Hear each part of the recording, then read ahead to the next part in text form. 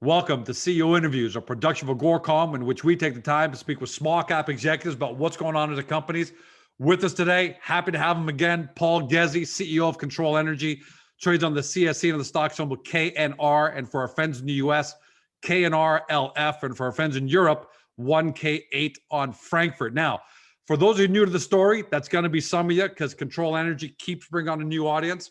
And for the benefit of those who are at home, look, Kontrol is a great small cap company because they got two great divisions, if you want to call it, or two great separate segments of the business. One is the smart building side. They're the Google Nest, of smart home technology as far as the small cap world goes. They've got established blue chip customers there: Oxford Properties, Brookfield Asset Management, Beyond Meat, TELUS, you name it. Revenues for the first 9 months this year up till September 30th, a solid $8.1 million, doing great. But most of you are here. Most of you know about the company because of their BioCloud product, which is a real-time analyzer. It's designed to detect airborne viruses, including COVID-19, by continuously sampling air quality, triggering a silent cloud-based alert to facility managers. It's basically for spaces where individuals gather: classrooms, retirement homes, hospitals, mass transit, so on and so forth. On the way to commercialization, patents have been filed. Manufacturing is it has been established. Federal funding come in. $500,000 came in December. Distribution agreements in place. So there's a lot going on. We want to catch up. Paul, welcome back. Happy New Year. How are you? Hey, George. Happy New Year. How are you? Really good. Glad to have you back on, because last time we saw you was right before December, before your event, your investor media event. That went great. Yeah. Before we go into BioCloud, because it does dominate so much of Kontrol, I don't want to forget about the fact that there is a core revenue generating business already in place to the company. So, and we haven't talked about it in a while. How is the smart building side of the company going? And then we'll get into the BioCloud side. But how's that core part of the business going? Yeah, for sure. So look, we were hit last year with the kind of the COVID effect of lockdowns, and what that created was we couldn't get to site. A lot of companies that do capex, felt that pain. But if you look at it from an annual perspective, we're down slightly over prior year, which means we did a really good job on the revenue side. The cost side was, great work by our team to keep costs in check. We're EBIT positive. We don't have to raise money for the business. And now what we're seeing is a lot of that capex that was deferred because of COVID is now coming back into the business. And so, customers can only defer capex in our space so much. If you've got to upgrade your boiler and your chiller with new technology, with automation and software, every day you don't upgrade it is costing you money. You're losing something. So yes, you can defer for a while, but we see that business picking up, which is very exciting. And we've also got a good service platform with recurring revenue, our software platform. So the smart buildings, what we call our core business, is really going to be in a very healthy position in 2021. And BioCloud is really an extension of the existing air quality emission business, which is also part of our smart buildings platform. Right. So that's the segue, right? I mean, I'm glad. And to make sure everyone understands at home, the core smart building side is not a feature. It's not a cool thing to have. There's a definite ROI to that. And companies, who couldn't implement either upgrades or brand new solutions from you, they're dying to get in this year, especially considering the fact that a lot of them are also looking for ways to reduce costs and make up for their bottom line losses in 2020. Yeah. So look, it only makes sense. It's a great point. So if we think about, we're spread across the multi-residential, which is basically the apartment sector, the commercial, commercial buildings, industrial. So we have a pretty good pulse on what's happening on the economy and buildings. And so we have a good sense of what our customers are going through. So I would say the commercial sector is feeling a lot of pain right now. And why is that? Well, it's work from home, it's remote working, and do we have to go back to the office? There's a lot of pain there.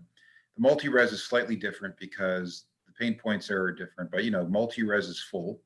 As we know, the rental market's pretty tough in the GTA and also across Canada. It's not like multi-res is hurting. Their challenge is, can everyone who's unemployed pay their rent? That's a slightly different challenge. So what we're finding in general, the theme is this: if I can reduce my costs, if I can automate, if I can use less overhead, if I have less employees to run my buildings, I'm going to be in a better position, A, to cut costs, right, and survive this period that we're in, and also be more profitable when we turn the corner. So I think we're in a good spot because we're solving our customers' pain points, and we do it through an ROI. If our customer can't get their money back in 3 years on an investment, they typically don't do it, which basically means we're delivering a very high value solution with a good return, which makes them motivated to do it, to cut costs, and also have a high, fast payback. And that's one part about Kontrol that gives me a great deal of comfort. There's a core solid business, solid revenue, solid customer base that gives you the time necessary, the cushion necessary to make BioCloud succeed. So let's talk about that. And because that's what most people are waiting for to talk about. I want to bring up something. This is more my own initiative, but we put out a tweet, I don't know, 36 hours ago that got 12,000 views and counting, right? And that related to a press release you put out on December 23rd. A lot of people by December 23rd, for obvious reasons, were kind of checking out, right? So they may not have picked up on it. First of all, congratulations, a $750,000 order. Yeah, so that's an example of in our emission business, work coming back that was deferred in March. Yeah, and so that came back in December. That's a great example of revenue we thought we were going to get earlier in the year. It's very high margin revenue. It's a great win. U.S. customer, large facility, and we're shipping 2 BioCloud units as part of that package, which gets us into the U.S. with this particular customer who has many facilities. So I thought that win went a little bit under the radar. People didn't really understand that, and for us, to have one 750,000 revenue win with one customer with multiple facilities, it's a pretty big win for us. That's a huge win for small cap. That's a great win. And what I love about it is this isn't a win where you're going to amortize and recognize this revenue over a 12-month period, which is fine on an annual basis. But it's nice to see that you're anticipating most, if not all of that, to be recorded in Q1 right here, January, February, March. It's mostly Q1. Then there's a maintenance package that goes with it. Every time we do an install, we try and build up a service maintenance plan, software monitoring to grow that recurring revenue, to attach that to a project. Well, I was going to ask you about my tweet, but since you mentioned the fact that 2 BioCloud units went with this to a customer that could potentially take on a lot more. So I'm assuming they definitely want to run BioCloud through its own paces. What potential does a company just like that one alone have in terms of, if they really liked it, how could that expand from 2 to 20, 2 to 100? What does that look like potentially? Yeah, so these are like huge facilities at 100,000 plus, hundreds of thousands of square feet, multiple locations, a well-known customer with global operations. And just another example of a customer in our client base showing an interest in our core product and an interest in BioCloud, extending that to a new technology. We're already there, and the sales pitch for every customer right now is, we're already in your facility, we're already in your building, take a look at BioCloud. And so we're going through those paces right now. And so it's just an example of having a great customer base and what you can do when you innovate with a new technology. Yeah, and that's so powerful. Again, goes back to the core business being there. You're not just a COVID-19 virus play or something like that. This is a complementary business to what you're already doing. So that's exciting. How long would you think it'll take, not just for this customer? Typically, if you were to ship a couple units to Georgecom or this American company, how long do you typically think a potential client will take to analyze, to run it through a pace? 90 days, 120 days? What does it typically look like? Yeah, I would say 30 to 45 days is reasonable. Wow, that's fast, actually. Well, it gives a good sample, right? I mean, we are in the crux of what I call the crux of the pandemic.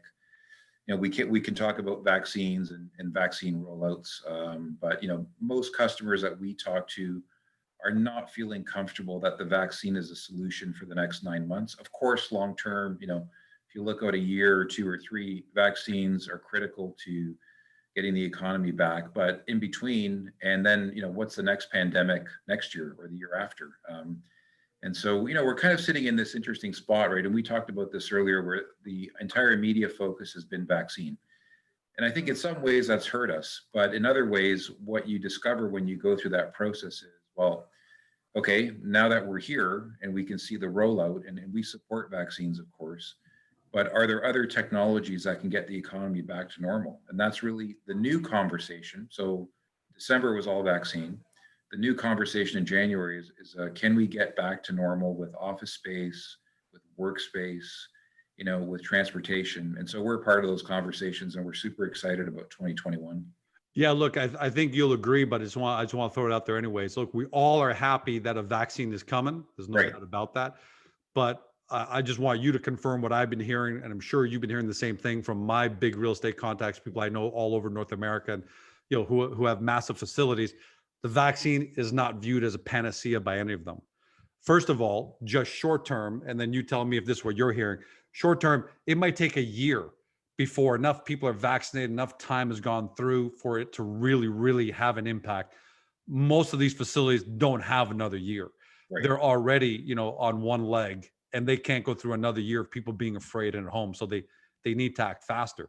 And the second thing I'm hearing is all of them, vaccine, COVID-19, doesn't matter. They want to future-proof their businesses because none of us, not just them, could go through this happen again 3 years from now, 2 years from now, 6 years from now. Hey, hopefully it'll never happen, but unfortunately, this is insurance policy everyone is going to take out now and make sure they can future proof. Is that what you're hearing? That companies saying, Paul, regardless of the vaccine, we need to future proof our facilities? Well, look, I think we live in a time of fast moving information.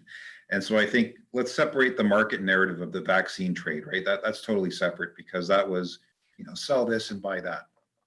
So outside of that, let's talk about the economy. For about 2 or 3 weeks there, I think everyone was under the impression that, okay, if the vaccine's here, we're good. And, we support vaccines, we support our government, we support the approach, but there's a process of rolling things out. So if there's other technologies that can assist in creating safe spaces and getting the economy back to normal, if there's other technologies that can be a complement and not fighting the vaccine, that's what really we represent, along with, contact tracing, rapid testing. You're not going to be able to test everyone going into every building every day through a rapid test. It's just impossible, right?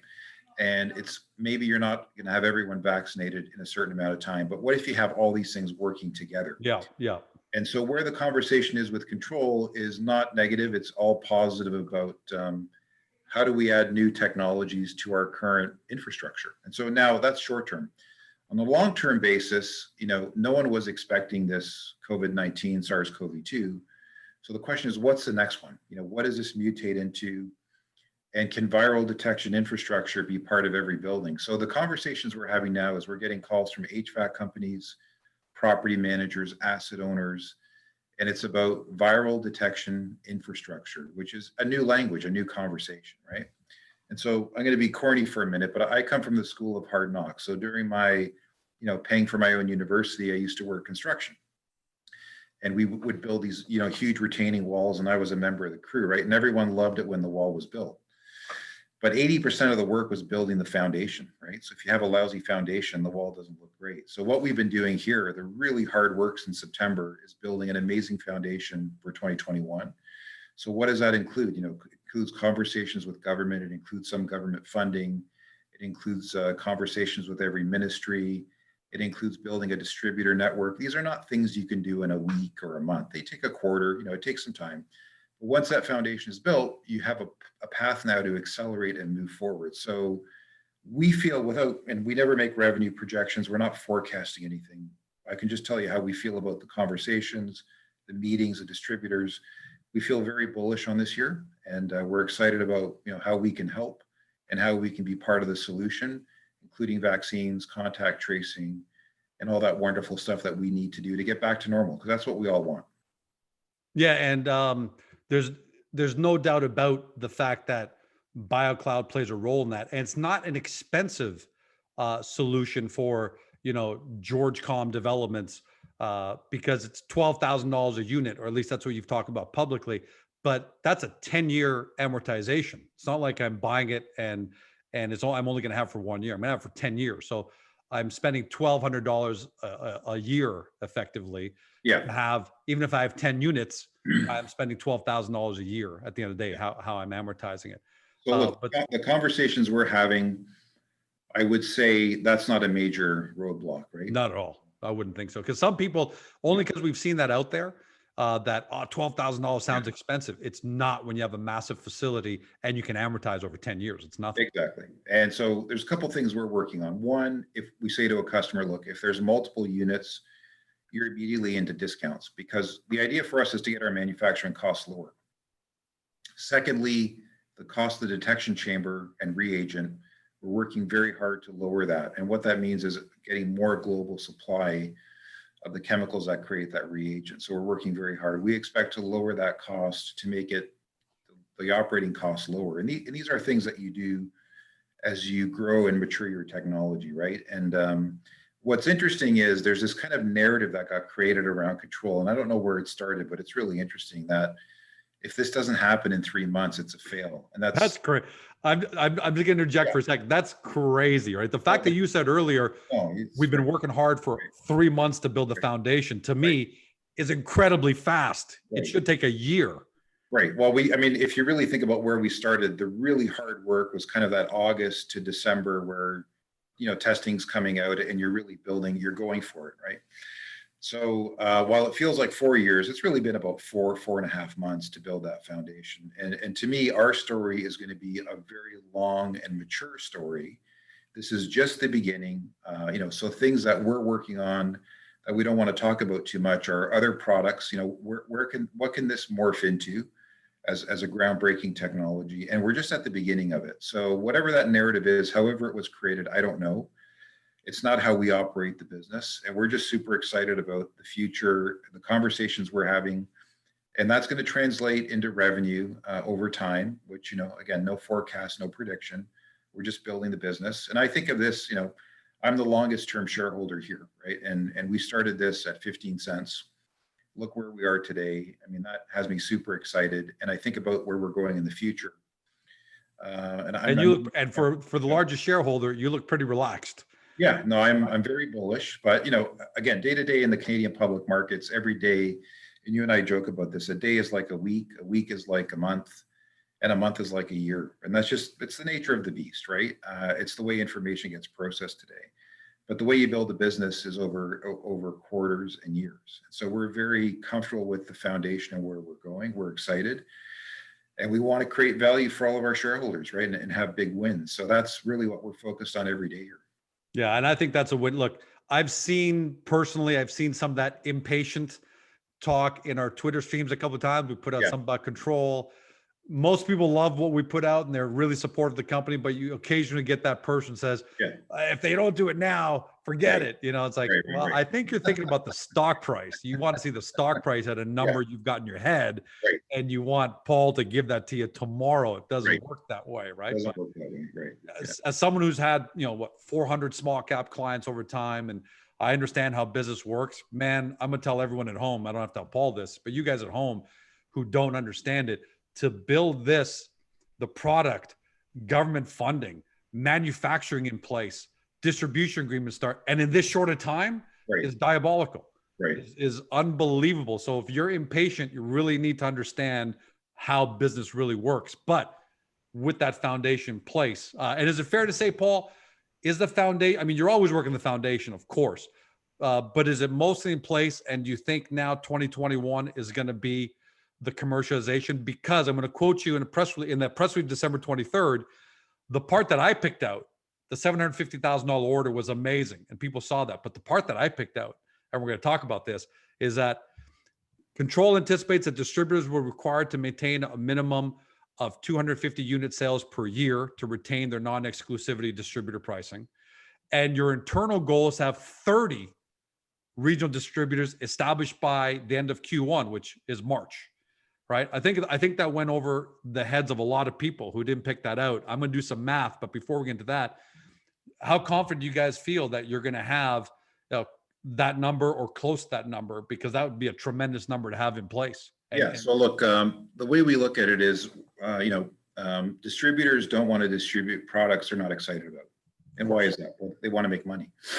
So we feel very comfortable that we're going to reach our number of distributors, plus or minus. What we've said to each of those distributors that we sign on is, if you can't meet this target, you're not going to get the preferred pricing, right? And the preferred pricing is how they make their money. So we're putting pressure on them, like most distributor arrangements. So I never want to forecast revenue or make a prediction, but what we're saying is if you can't meet that number, don't bother signing the agreement. Now, if a distributor sells 100 units, is that a failure? No. I mean, could they stay on? We could negotiate something, you know, maybe there's less better pricing for them, but certainly what we want to create is an ecosystem of global distributors that are excited, their customers are excited, and they're bringing us opportunities that we couldn't get to on our own. And, you know, distributors become de facto your global sales network. And you'd rather go through distributors because it's cheaper. It's essentially it's a success model. They don't get paid unless you get paid, as opposed to Right.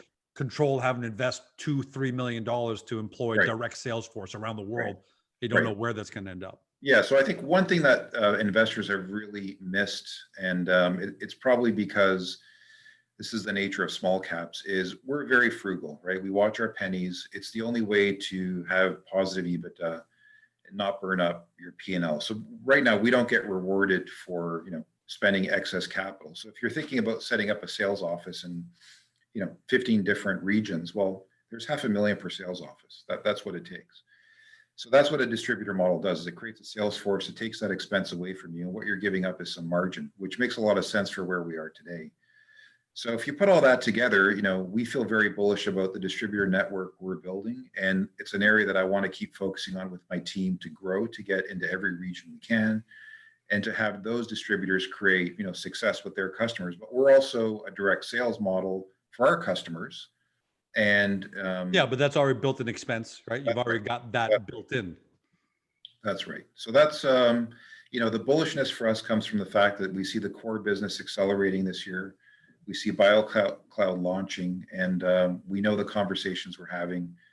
And now we got to deliver, right? Now, quarter over quarter, we got to deliver. That's how we're going to be measured, and that's how we're going to generate the next leg of value in our structure. So I'm going to run you through some math that I did. Okay. And I want to stress for everyone at home, this is our math. This is the Right. Gorecom math. This is not a project, but it did get 12,000 views and, like I said, climbing. Okay. But again, I think most people missed that on December Right. 23rd, right? We don't miss things because that's what we do. But here's the math I did. 30 distributors times 250 units per year. And by the way, for everyone at home, you know, Paul, just to repeat Paul's point, George Com is not going to become a distributor on a whim, right? I've got a core business. I distribute something. I Right. can't, you know, I've got my own business. I can't afford to waste my time with a product that I don't think I'm going to be able to sell Right. on a whim. So I've got to assume the people you're talking to are very serious and Right. they're very confident they're going to be able to move units, right? So 30 distributors, and that's just in this quarter, by the way. Yeah, I'm so assuming there'll be that's what more. we call an internal target, to get to a certain number of distributors where we feel that that volume is sufficient for us in a network. I mean, it could grow bigger over time. Over time, I would expect it probably Right. would. Right. But 30, you know, 30 distributors times 250 is 7,500 units. Multiply that by $12,000 is $90,000 in annual just top line revenue, assuming $12,000 per unit. 90 million, I think. 90 million. I'm sorry. I heard the dog barking, got distracted for a second. Yeah. 90 million. Right. But even if we reduce that to $9,000 a unit, Mhm. right? It's still $67.5 million in revenue. Hell, if you cut it in half, which I don't think it would happen, it's $45 million in revenue for the year. Yeah. Is my math, are my assumptions incorrect? And again, I want to make sure you're not making predictions, not No. making projections, but is it reasonable for people at home to do that kind of back of the napkin math and think Yeah. about? So look, I think if you take the premise that to be a distributor, Kontrol's requesting that you have a certain number of units that you sell a year, you know, the number we came up with was a reasonable approach of 250 based on, you know, certain amount of sales per month. And are you going to make a commitment to that kind of opportunity? And if you multiply that, you get that number. So now a distributor would likely pay in the 9,000 to 9,500 range, depending on their volume, because they've got to mark it up retail. So I think. And by the way, I didn't know that number. Right. I want to make sure everyone at home knows. When I said let's reduce that, let's assume $9,000. I just worked off my experience in business, which is a distributor has to get a price in order to make their margin. Typically, a distributor is like 25%. Yeah, okay, that's what I figured. Super distributors can do better. But so let's say that's the case. you get a sense of the revenue that we could generate. And again, no forecast, but it gives you a sense of the ecosystem, the foundation, the network we're building, right? And that, to me, a distributor offers great value in the sense that, okay, there's less margin for control, but look at all the spend that we don't have to make. So we really like the model. We think it's ideal for BioCloud. And by the way, those are, we price in US dollars when we talk those numbers. So That's right. That's right. Forgot about that. So you can add about 28% on top of that, given where the Canadian dollar is today. Right. So I think, that really is our goal of creating a network. What revenues derive from that, we're going to report every quarter, and the market's going to give us, a yay or nay on our success, right? So I think the way I think about our company is we've got 39 million shares, basic, outstanding, great structure, tight structure. How much of that is priced into our structure? I don't know. But I think if we execute, we're going to deliver long-term value. Paul, you also want to talk about various investor inquiries you'd received by email and text and so on and so forth. Have we covered all of them here, or there's still a couple more that you want to cover and discuss? Yeah. So look, first, let me say I appreciate shareholders reaching out. If you're reaching out every day, it's unlikely that I'm going to get back to you. So, so let me deal with some questions. One is on share price. And of course, no CEO should talk about their share price other than it is what it is. And the share price takes care of itself over time if you're executing. And if I look at where we started last year to where we ended, we had an amazing year, right? And why? Because we're innovating, we're creating value. And so how are we going to progress this year is we're going to create value, and the share price takes care of itself. And so my opinion, other CEOs may be different, is the share price over time reflects the value that you're building. In the short term, you can have volatility, and that's life in the public markets. Absolutely. Especially in the small cap markets. We're not Apple at the end of the day. So you could get volatility. Cannabis becomes hot. People want to sell something. That just happened. But long-term, different story. Yeah. The second question is sales, right? And we've been very clear. We're not making any forecasts or predictions. Building the distribution network is an example of building the infrastructure. We're going to have the requirements for the distributors. How those distributors execute, we're going to report on a quarterly basis as we report our revenue. And so, unless we have one kind of major, two material sales, we'll announce those. It could also be a material customer, like a branded customer with global recognition. I think that would have to be announced, but otherwise it's going to be in the quarter. It's part of our overall revenue that we're growing. So that was the other one. I get a lot of questions on M&A activity. And so we did a really good deal last year, very accretive, 4 times EBITDA roughly. There's a couple deals we didn't do. And so this year, what I'm finding is valuations are in our favor. They're a little better. There's a couple really nice acquisitions I'm looking at right now that I could pull the trigger on maybe.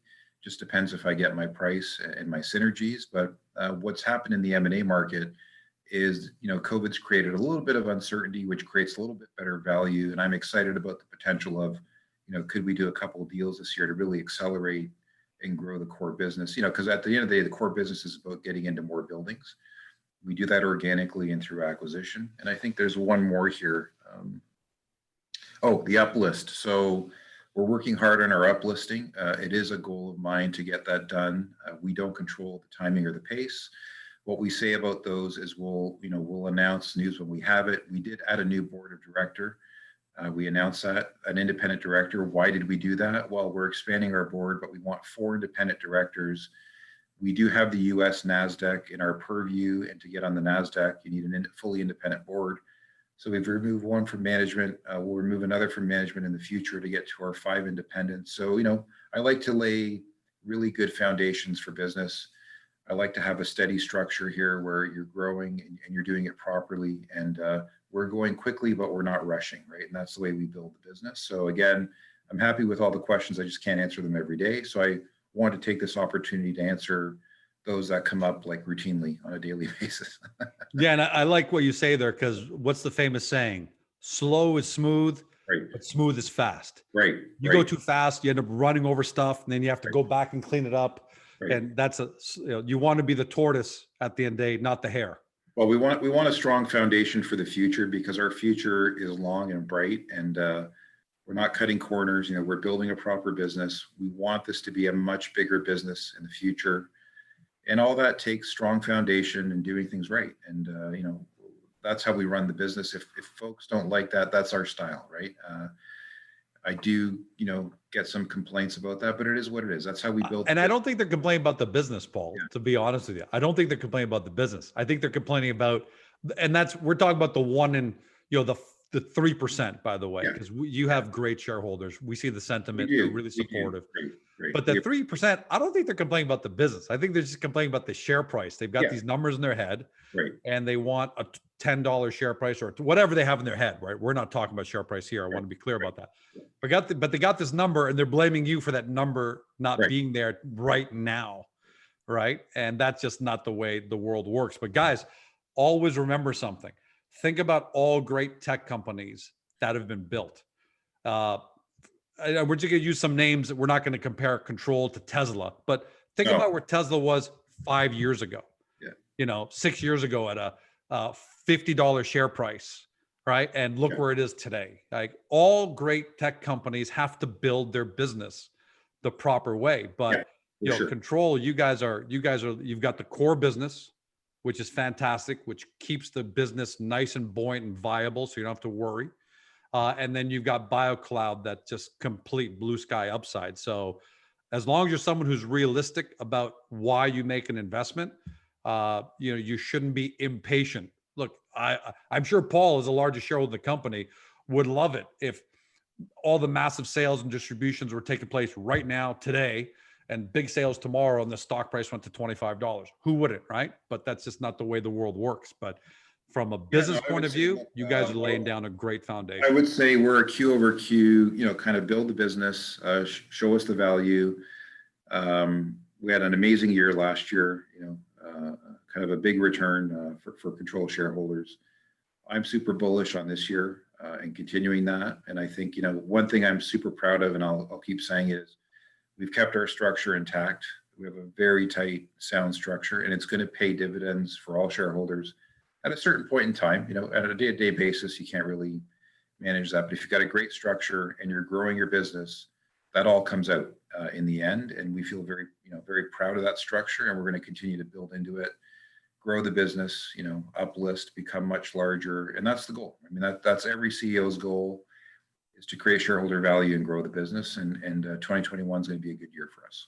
Yeah. And that should be the goal of every shareholder. And I think I speak on behalf of 98% of investors out there who are incredibly happy with the progress you've made, the foundation you've laid.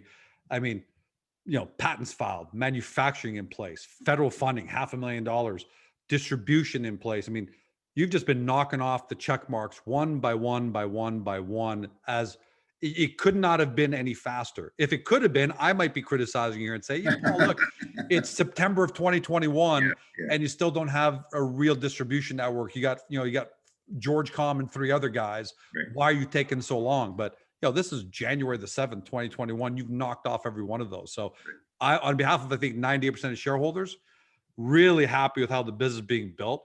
You're giving us something fantastic to look forward to. Nothing's guaranteed, right? We want to make sure we're saying that. But, on the balance of probabilities, you can't be happier with how a small cap company has set itself up for success.